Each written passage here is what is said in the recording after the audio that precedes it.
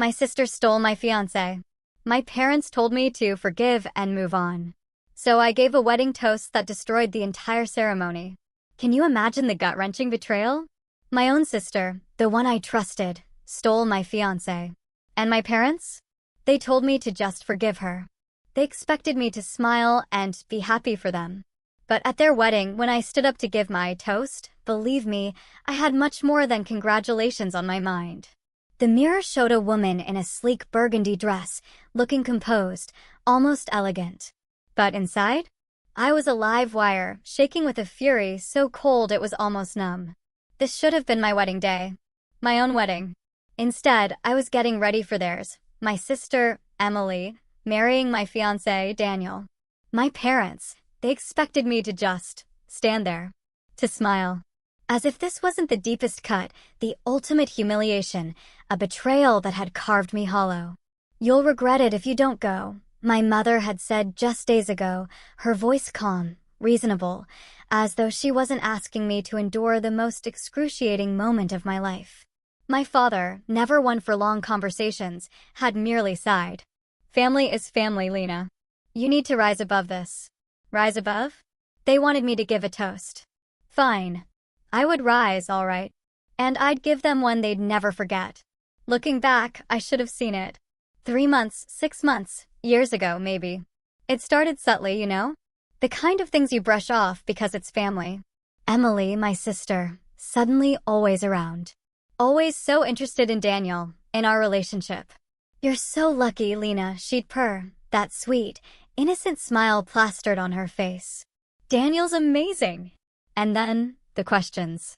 Too many questions. About our future. Our wedding. Our life. At the time, I thought she was just being a good sister. A supportive sister. God, I was so stupid. The first real alarm bell? 6 months before our wedding. Daniel and I were apartment hunting, curled up on the couch, dreaming about our future. His phone buzzed. He glanced at it, then practically bolted to the other room to answer. I need to take this, he mumbled. Later that night, the phone lit up again. Emily, thank you for today. I don't know what I'd do without you. My heart hitched. I tried to sound casual. Why's Emily texting you? Daniel barely looked up.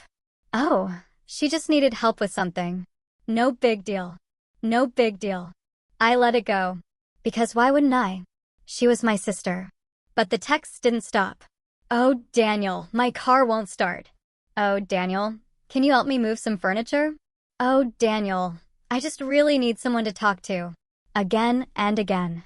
And the worst part? Daniel always said yes. I should have confronted him. I should have set boundaries. But I was too busy. Too busy planning our wedding. Choosing flowers, invitations, the perfect dress. Too busy trusting them both. Blindly trusting them. Then, just 1 week before my wedding, the whole world shattered. I wanted to surprise Daniel, you know? Bring him breakfast. Remind him how excited I was for forever.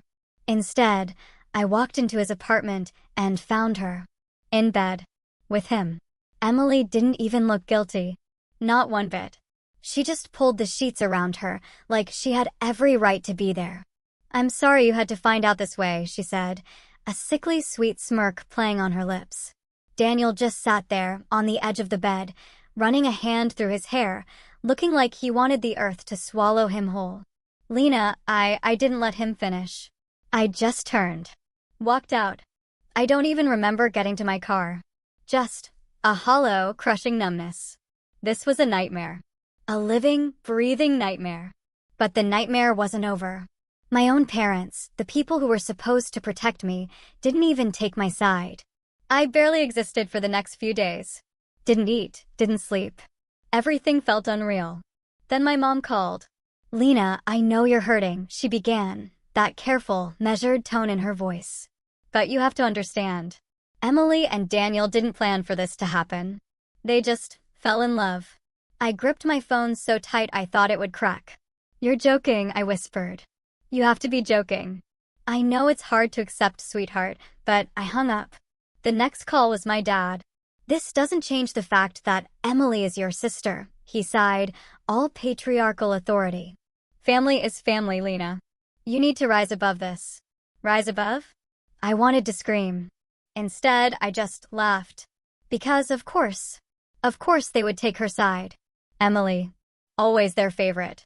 The golden child. The one who could do no wrong. It had been that way our entire lives. When we were kids, if Emily broke something, I got flamed.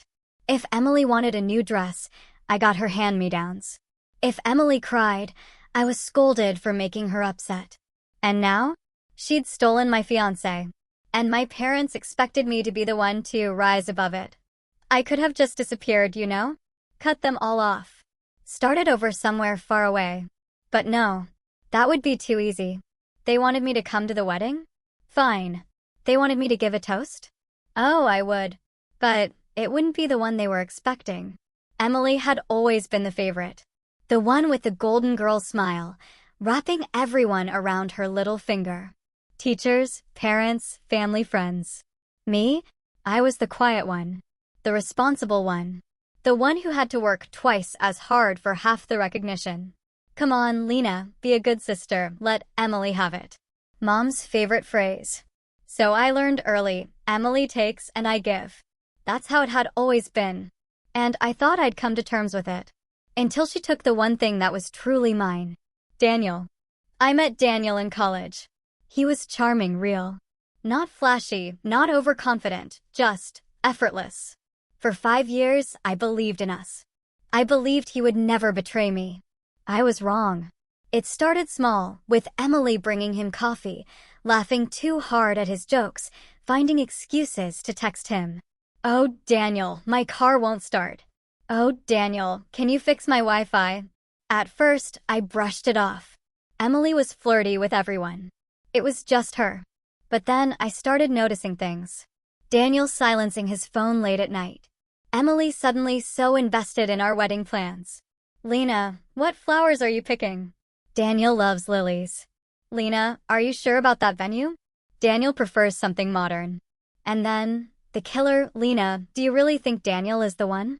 That last question should have been my blazing red flag. But I was too blind. Too trusting. Too naive. When I found them, that morning, Daniel's apartment smelled like her perfume, not mine. The bedroom door ajar. Her giggle. My stomach dropped to ice. I walked in. Emily, Daniel. In bed. She smirked. Oh, I guess you weren't supposed to find out this way. Daniel, pale, stammered, Lena, I just turned and walked out. What else was there to say? The next few days? A haze. No tears. No screams. Just nothingness. Until Mom's call. Lena, sweetheart, you have to understand. Understand what? My blood turned to fire. They're in love, she chirped. I almost dropped the phone. I don't care. I hissed. She's my sister. He was my fiancé. This isn't some fairy tale romance. This is betrayal. Lena, don't be dramatic. You're not the first woman to lose a man. Lose a man? Like he was a misplaced object. Then Dad, family is family, Lena. You need to rise above this. Rise above the fact that my sister was marrying my fiancé? And then, the final, audacious betrayal. You're coming to the wedding, right? I hung up. But that wasn't the end. The invitations arrived. My parents begged me to attend. My mother, God help her, actually said, Lena, it would mean so much if you gave a toast. And that was it. That was the moment. I would go. I would give them a toast. And they would never forget it. I wasn't going to just sit back and let them win. I was done being the girl they trampled. It was time to remind them I wasn't disposable. It was time to destroy them. First thing, I locked down my finances. I logged into my banking app, my fingers shaking. My parents had access to a shared savings account for family emergencies, I'd thought. My first mistake. The transaction history. My blood boiled. $3,000, gone last month, household expenses. A lie. $2,000, the month before. $6,000, just 2 weeks ago, right when Emily was finalizing her wedding venue. They'd been stealing from me. While I was busy planning my life, they were draining my accounts. I removed their access. Closed the account. Transferred everything into a private fund. And then I went further. My credit report. A loan application for $25,000. In my name. Filed 2 weeks ago. Signed by my father. I nearly screamed. My own parents. Trying to put me in debt. To pay for Emily's wedding. I felt physically sick. I called the bank. Hi, I need to place a fraud alert. Someone tried to take out a loan in my name. Within minutes, the application was flagged. Any future attempts denied. My parents' names? Reported to the bank's security team. They thought they could use me. Not anymore. Emily was always careful with her lies. But not careful enough. Ruining her wedding wasn't enough. I needed to ruin her reputation. And for that, I needed evidence. I called in a favor from an old friend, someone who knew how to dig. A week later, a folder full of gold landed in my inbox. Emily's biggest secrets. She was drowning in debt, maxed out 3 credit cards trying to pay for this extravagant wedding. Assuming Daniel would cover everything once they were married. What a joke. But it got worse. She'd been sleeping with another man while she was cheating with Daniel. A married man. And then there were the lies she told everyone about me. To our family, our friends. She said I had left Daniel. That I had gotten cold feet. That she and Daniel had gotten together after I'd moved on. She'd rewritten the entire damn narrative. I sat back, staring at my phone. A slow burn of victory spread through my chest. She thought she had won. She had no idea what was coming. I needed that wedding to happen. Exactly as planned. If it got canceled before my moment, it would all be for nothing. So, I played my part. Of course I'll come, Mom. You're right, family is family. I just needed time to process. I could practically hear her smug smile through the phone. I knew you'd do the right thing, sweetheart. Right thing? Oh, Mom. You have no idea. For weeks, I played the perfect sister. Let my mother fuss, nodded along to my dad's lectures on unity, even feigned interest as Emily gushed about their honeymoon. They thought I'd moved on. Forgiven them. But behind my polite smiles, I was preparing for the ultimate reckoning. While my parents were trying to take out loans in my name, Emily was being reckless with her own finances. This wedding was a financial disaster waiting to happen. Designer dresses, extravagant venues, an over-the-top honeymoon. She was betting on Daniel covering it all. What she didn't know is that Daniel wasn't as rich as she thought. His savings were almost gone. Credit card debt piling up. And thanks to my digging, I knew she'd lied to the wedding venue, claiming the full payment was ready, assuming Daniel's new joint account would cover it after the wedding. So, I made a little phone call. Hi, I'm calling regarding the upcoming wedding of Emily and Daniel. Has the final payment been made? A pause. No? I chirped. Oh dear. Well, I just thought you should know, Emily doesn't have the money. And Daniel? He has no idea she expects him to pay for everything. The coordinator went silent. Then, in a clipped voice, we'll be confirming payment immediately. If Emily didn't pay up fast, she wouldn't have a wedding venue at all. And the icing on the cake?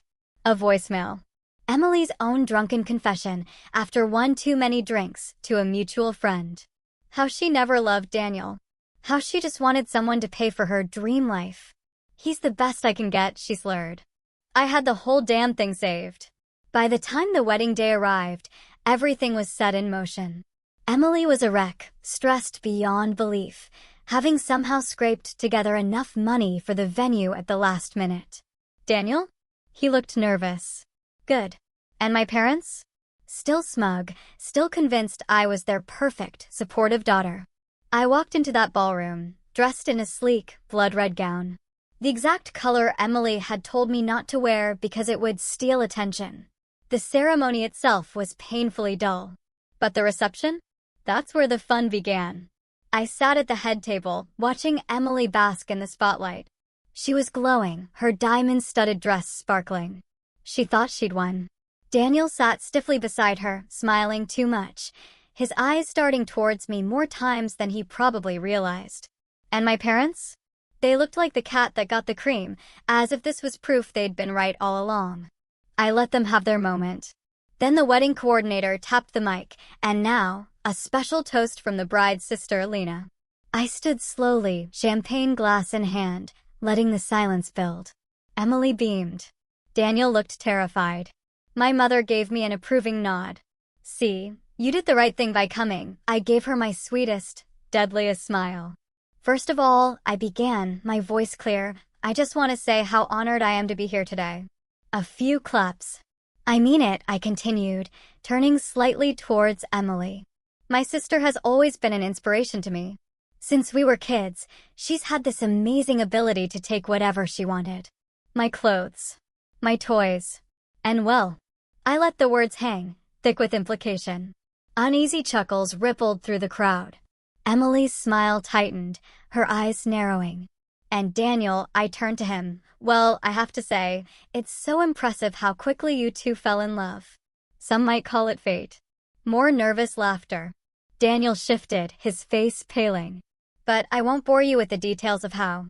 These two found each other. I paused, reaching into my small clutch bag. Instead, I'd like to let Emily tell you herself. I pulled out my phone, pressed play, and suddenly Emily's own drunken, slurring voice filled the glittering ballroom.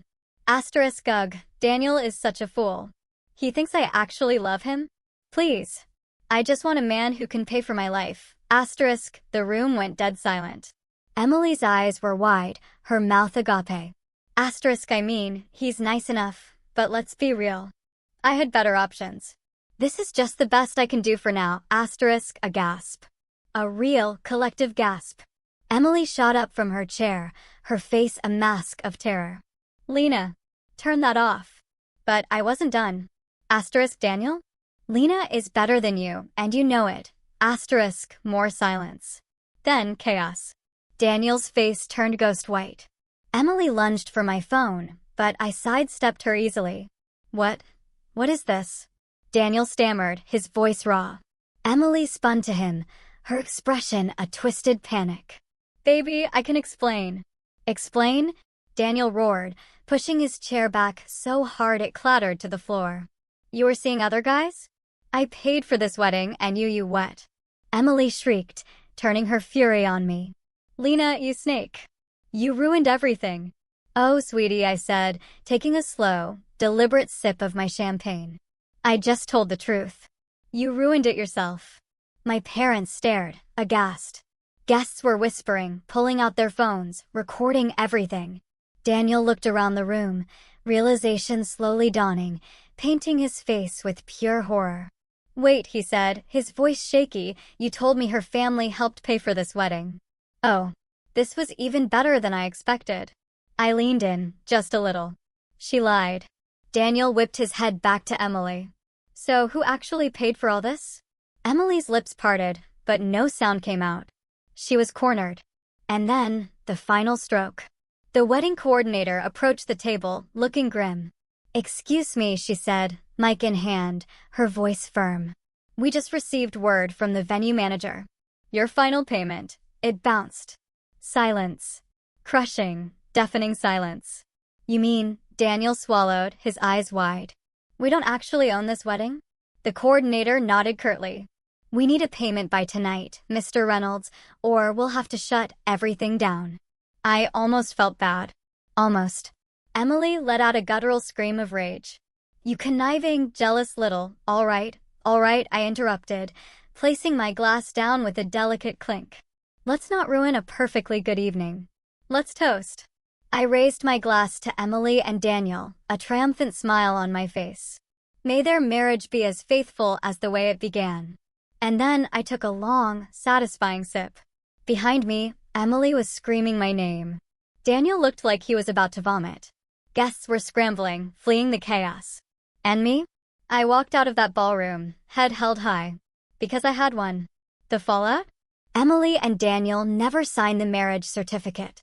Daniel demanded every penny back, leaving Emily drowning in debt and completely humiliated. Her reputation? Utterly destroyed. Friends abandoned her. The whispers spread like wildfire. My parents? They called, absolutely furious. I just blocked them. Didn't say a word.